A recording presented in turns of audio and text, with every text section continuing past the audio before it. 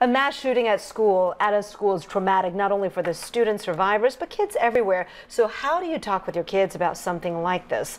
A lot of us need guidance on this difficult subject. So joining us today is Tara Fields, a family therapist from Marin County. Thank you so much for joining us, My Tara. pleasure. All right, so this really shakes us all to the core Yes. as parents. But as kids, how does this affect them? I mean, what kind of emotions might we see in the days ahead? It really depends on their age, the developmental stage that they're in, and also what kind of child they are, because there's some kids that are very resilient, they're really smart, they don't get triggered, they don't have any past trauma, but some kids are a little more sensitive and they ruminate and they're little worriers. So it's really important for parents to get some general advice, but really think about your child's specifically.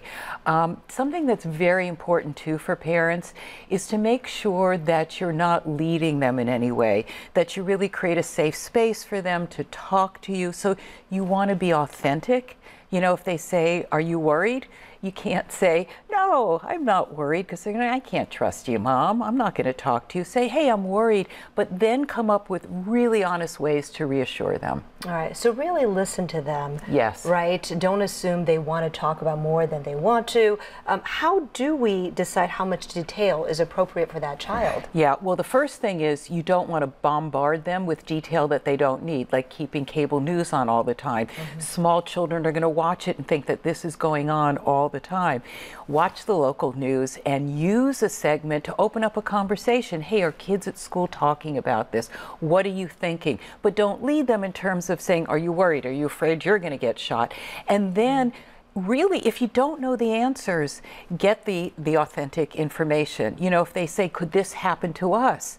There's a lot, at this point, there's enough information where you can reassure them and say, "This child was so unusual, he has a background." You don't know anybody like that in school. Sometimes as a parent, I worry that honesty could scare them. Yeah. If you do open up that can of worms and say, yes, this could actually happen in your community, your safe space, your school, we worry that that's too much for them to handle. But you don't really need to say that. I think what we have to do is emphasize how this still is very unusual, and this has never happened in their local community. And again, to really point out, the more they're finding out about this teenager who did this, he is so rare. He had such a history of mental illness that stood out to everyone. So if you say, "Do you know anybody like that in school?" I don't think we've ever run into anybody like that. Also, now you can reassure them by saying there are going to be significant changes. There are questions being asked.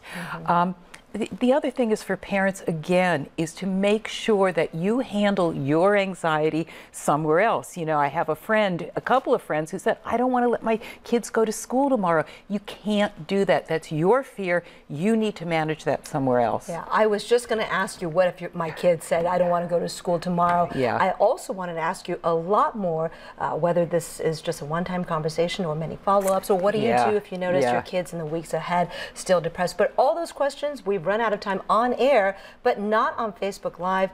Those of you who are just watching us, we've been putting this on Facebook Live via the ABC7 Facebook page already, and Tara will be available to answer more questions. Absolutely. So you can get out your phone and join us on the Facebook Live feed on ABC7, and of course keep it tuned here as well at the same time. Thank you so much, Tara. My pleasure. Really appreciate that.